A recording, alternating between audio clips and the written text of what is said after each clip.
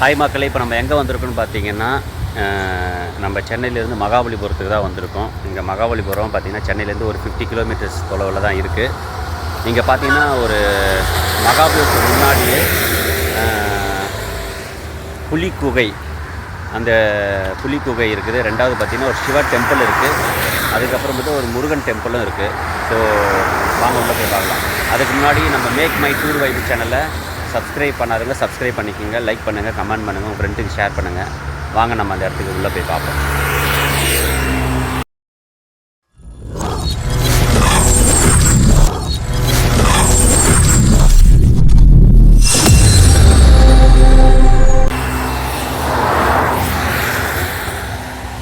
இதுதான் entrance.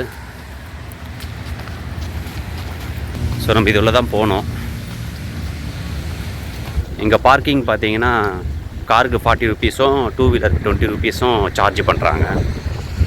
So entrance fees நம்ம உள்ளே போய் பார்க்கலாம் வாங்க. இங்கே பயங்கரமான மழை இப்போ தான் பேஞ்சு நின்றுதுங்க.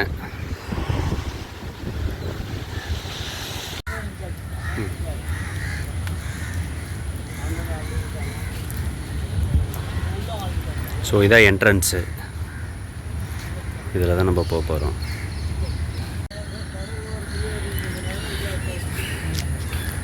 இதுதான் புலிக்குகை. ஸோ இந்த புலிக்குகைக்கு தான் நம்ம இப்போ போயிட்டுருக்கோம். இங்கே பார்த்தீங்கன்னா டோட்டல் மொத்தம் நம்ம என்ட்ரன்ஸ் ஃபீஸே வந்து ஆன்லைனில் 20 ருபீஸ் தான் சார்ஜ் பண்ணுறாங்க. ஸோ இங்கே பார்த்தீங்கன்னா பெரிய பாறைகள் எல்லாமே இருக்குது.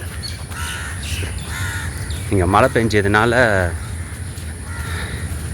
அந்த பாறை கீழே ஃபுல்லாக பார்த்திங்கன்னா தண்ணி நிறையா இருக்குங்க. இங்கே பார்த்தீங்கன்னா இது ஒரே கல்லால் ஆன பாறைங்க. இங்கே பார்த்தீங்கன்னா ஒரு மாதிரி புலி வடிவம் இருக்குது பார்த்தீங்களா. இந்த அமைப்பே பார்த்திங்கன்னா புலி வடிவமாக தான் இருக்குது.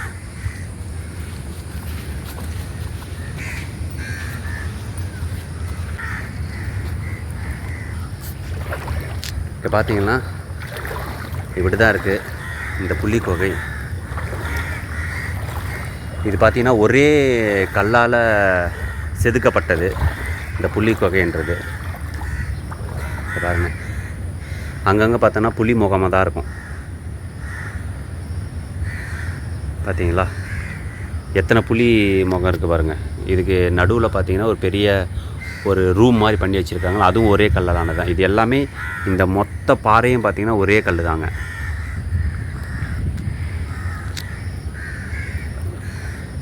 அதுக்கு எதிரில் இது ஒரு பெரிய பாறை இருக்குது. அவங்க எல்லாம் அந்த கார்டன் க்ளீன் பண்ணிகிட்ருக்காங்க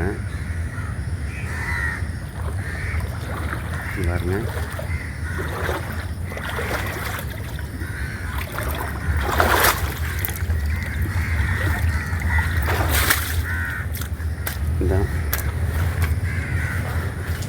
இந்த ரூமுக்கு வந்துட்டோம். இது ஒரே கல்லால் வடிவமைக்கப்பட்டது பாருங்க. பல ஆயிரம் வருஷமாக இந்த இடத்துல இருக்குது.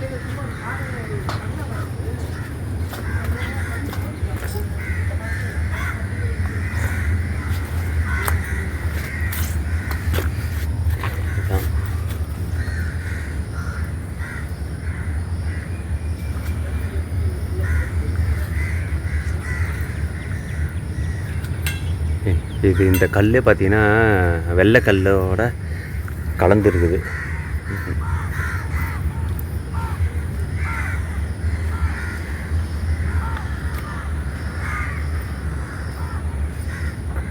குகை கோயில் மாதிரி புலிக்குகை அப்படியே செதுக்கி வச்சிருக்கிறாங்க இந்த இடத்துல.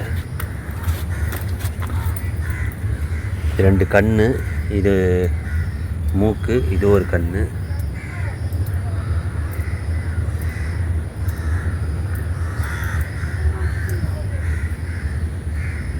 இது வந்து புலிக்குகைன்னு சொல்கிறாங்க.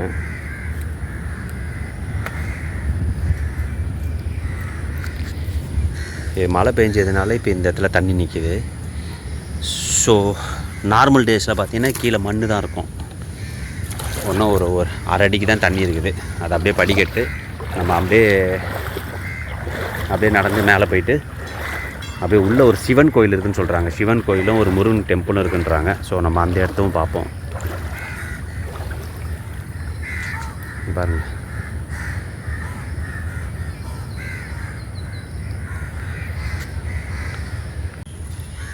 நம்ம இப்போ புலி குகையை பார்த்தாச்சு. இங்கே பார்த்தீங்கன்னா பெரிய பெரிய பாறைங்கன்னா நிறையா இருக்குங்க. அந்த ஒரு பாறை பாருங்களேன் எந்த அளவுக்கு சாய்ந்து கிடக்குதுன்னு.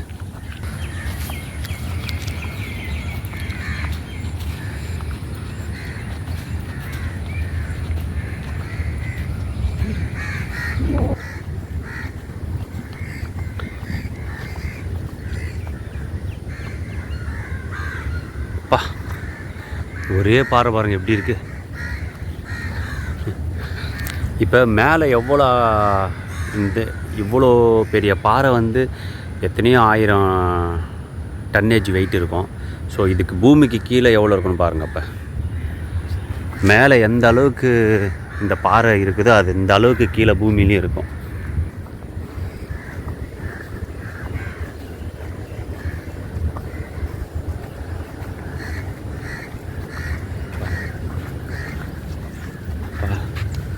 பாறை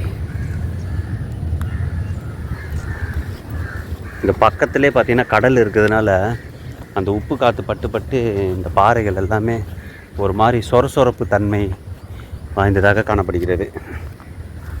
பாருங்க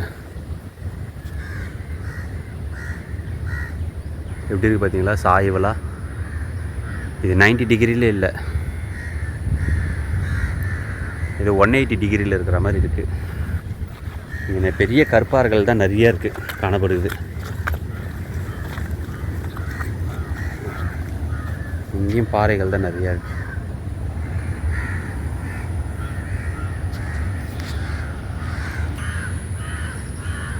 இது இந்த மாமல்லபுரம் குகை பார்த்தீங்களா. இந்த குகைனா பார்த்தீங்கன்னா காஞ்சிபுரம் மாவட்டத்தில் வங்காள விரிகுடாவின் சோழமண்டல கடற்கரை அமைந்துள்ளதான். அதாவது இந்த பக்கம் தான் கடல் இருக்குது, அது பேர் பார்த்தீங்கன்னா வங்காள விரிகுடான்றாங்க. ஸோ அங்கே தான் இந்த நிறைய கற்பாறைகள் எல்லாமே காணப்படுகிறது. இந்த கற்பாறைகளை பார்த்தீங்கன்னா ஒவ்வொரு கற்பாறைகளுக்கும் பார்த்திங்கன்னா சிலையை வந்து அந்த குகை கோயில் மாதிரி வடிவமைச்சிருக்கிறாங்க. எல்லாமே சிறு சிறு குன்றுகள் தான் இருக்குது. இது எல்லாமே பார்த்திங்கன்னா பல்லவர் காலத்தில் செதுக்கப்பட்டுள்ள குகை கோயில்னு சொல்கிறாங்க. இது எல்லாமே பார்த்திங்கன்னா கிபி 7ஆம் நூற்றாண்டில் பல்லவர் காலத்தில் மாமல்லர் பாணியில் பரவியுள்ள சிறு குன்றுகளில் செதுக்கப்பட்ட சிற்பங்களால் அலங்கரிக்கப்பட்ட கோயிலாம். இங்கே இருக்கிற எல்லா கற்பாறைகளும் பார்த்திங்கன்னா அப்படியே செதுக்கி வடிவமைச்சிருக்கிறாங்க எல்லாத்தையும். ஸோ இதுதான் இந்த இடத்துல வந்து நிறைய காணப்படுகிறது.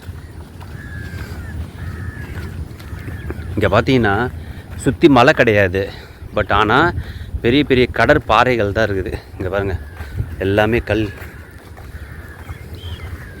இந்த இதெல்லாம் பார்த்தீங்கன்னா எப்படி அரிச்சு இருக்குது.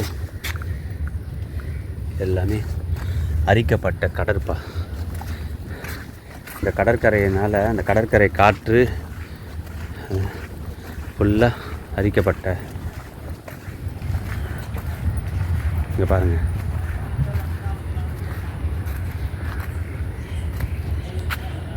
எல்லாமே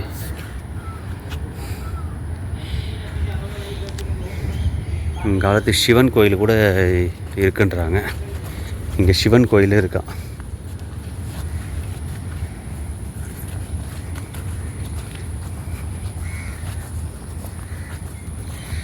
சிவன் கோயிலாம் இங்கே பாருங்கள். அந்த இடத்துல எப்படி வடிவமைச்சிருக்கோம். வாங்க நம்ம உள்ளே போகலாம். இதில் நம்ம இறங்கிக்கலாம்.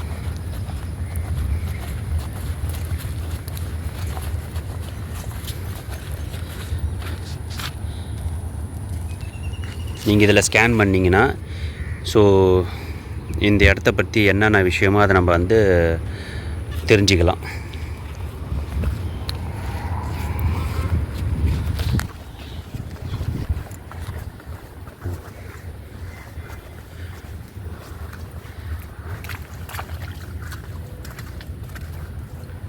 சிவன் டெம்பிள். இங்கே பாருங்கள், இந்த லிங்கம் பார்த்திங்கன்னா எவ்வளோ பழமையானது பாருங்கள். லிங்கம், இந்த லிங்கம் பார்த்திங்கன்னா எவ்வளோ ரொம்ப பல நூற்றாண்டு பழமையான ஒரு சிவலிங்கம் இருக்குது. நந்தி சிலை. இதுக்கு நேர் எதிரே பார்த்தீங்கன்னா உள்ள ஒரு லிங்கம் இருக்கிறது. இதெல்லாம் பல்லவர் காலத்தில் கட்டப்பட்டது.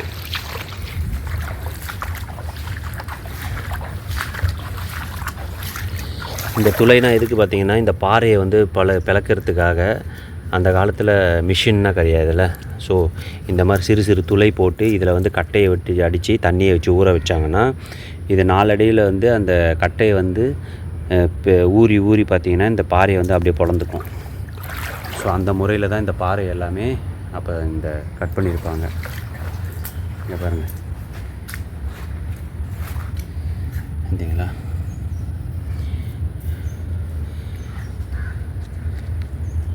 இது தமிழே கிடையாது, பட் அது ஒரு மாதிரி ஹிந்தி லெட்டர் மாதிரியே தான் இருக்குது. ஸோ இந்த குகை கோயில் இங்கே பாருங்கள்.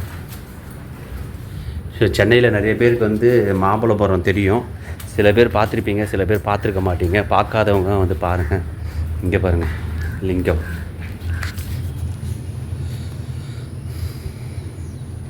ஓம் நமச்சிவாய.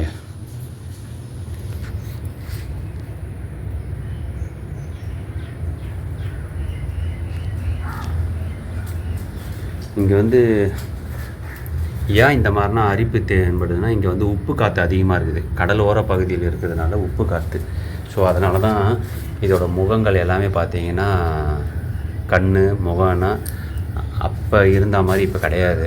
ஏன்னா இது பல நூற்றாண்டு வருஷமாக இருக்கிறதுனால இது எல்லாமே அந்த உப்பு காற்றதுனால மறைஞ்சிருக்கும். அப்படியே அரிப்பு ஏற்பட்டிருக்கும்.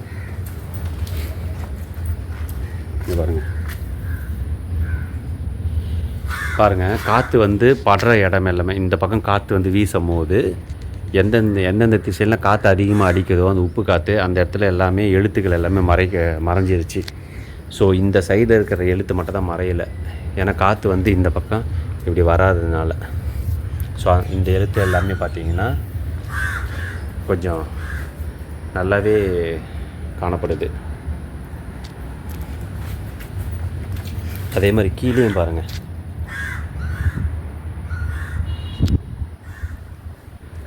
இதுதான் முழு தோற்றம். இது எல்லாம் பார்த்திங்கன்னா ஒரே பாறையிலான கற்கோயில், சிவன் கோயில் இந்த இடத்துல இருக்குது. அதுக்கு நேர் எதிரே பார்த்திங்கன்னா இங்கே இதே ஒரு சிவலிங்கம் தான். அந்த சிவலிங்கத்துக்கு நார்மலாக நம்ம என்ன அந்த வடிவம் இருக்கோமோ எல்லா கோயில்லையும் இந்த சிவலிங்கத்தில் இந்த இடத்துல இப்படி இருக்கும், ஒரு ஏரோ மார்க்கு மாதிரி. ஸோ அதுவும் தான் இந்த இடத்துல இருக்குது.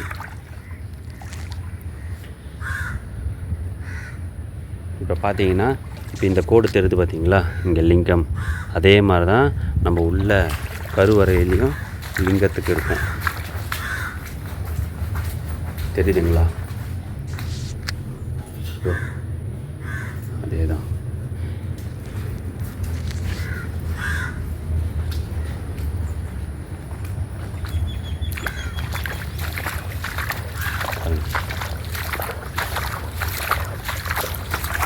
இங்கே பாருங்கள், இதுவும் ஒரே பாறையில் ஆனது. ஸோ இங்கே எப்படி வடிவமைச்சிருக்கிறாங்க பாருங்கள். சரிங்களா? இது பார்த்திங்கன்னா இங்கே ஒரு சிங்கம், அது மேலே வந்து ஒரு அம்பு வச்சிருக்கிற மாதிரி ஒரு உருவம். அதே மாதிரி இங்கே பசுமாடு அதே மாதிரி வச்சுருக்குறாங்க. ஸோ இது எல்லாமே கற்சிற்பங்கள் எல்லாமே பல்லவர் காலத்தில் வடிவமைக்கப்பட்டது, பல நூற்றாண்டுகளாக இருக்குது. இது மாமல்லபுரத்தில், காஞ்சிபுரம் மாவட்டம் மாமல்லபுரத்தில் இருக்குதுங்க.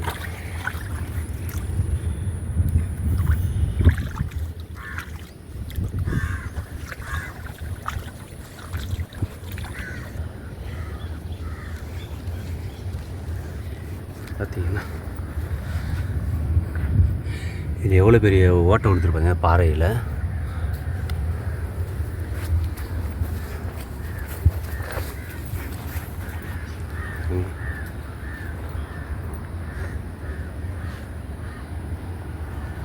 இங்கே நிறைய பாறை காணப்படுதுங்க.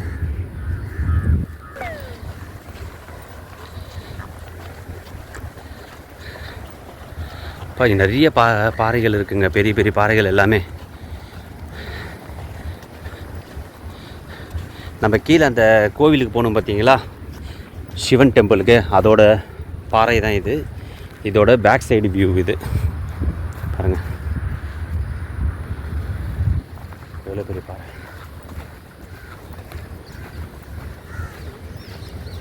பார்த்தீங்களா, தெரியுது.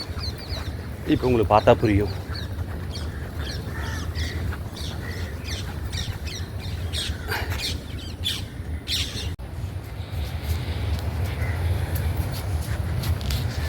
பாருங்க, வட தமிழகத்தின் தமிழ் கடவுள் ஸ்ரீ முருகப்பெருமான் முதலாக தோன்றிய மண் இந்த மண். வாலாஜாபாத் ஆற்றங்கரையில் வீற்றிருந்து சமுத்திர கரையில் கரைந்து தானே உருவாகி ஸ்ரீ தனியமார்த்தம்மன் என்று பெயர் பெற்று இவ்வுலகில் தனக்கென்று தனி நாம ஜெயத்தை சூட்டி கொண்டவளே, 2004ஆம் ஆண்டு சுனாமி என்னும் பேரலையை தடுத்து காத்து நின்றவளே, உன்னை வணங்குகிறோம். கும்பாபிஷேகம் நாள் 15/2/2013 அன்று. இங்கே பார்த்தீங்கன்னா முருகப்பெருமானே இங்கே தான் வந்து தோன்றியிருக்கிறாகவும், சுனாமி வந்துச்சு பார்த்தீங்களா, அந்த 2004ஆம் ஆண்டு சுனாமியில் தான் இந்த கல் வந்து இங்கே உருவாகுனதாகவும் சொல்கிறாங்க.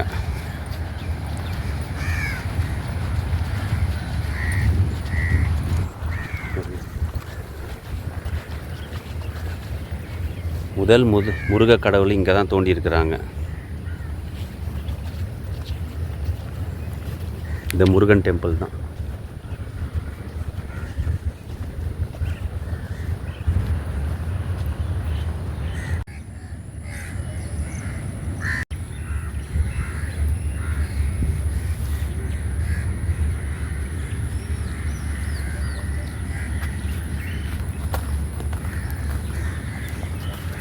ஹாய் மக்களே, இப்போ இந்த புலிக்கோகையை நம்ம பார்த்துருப்போம். அதே மாதிரி சிவன் டெம்பிளும் பார்த்துருப்போம். ஒரே கல்லால் ஆன அந்த சிவனோட குகை கோயில்.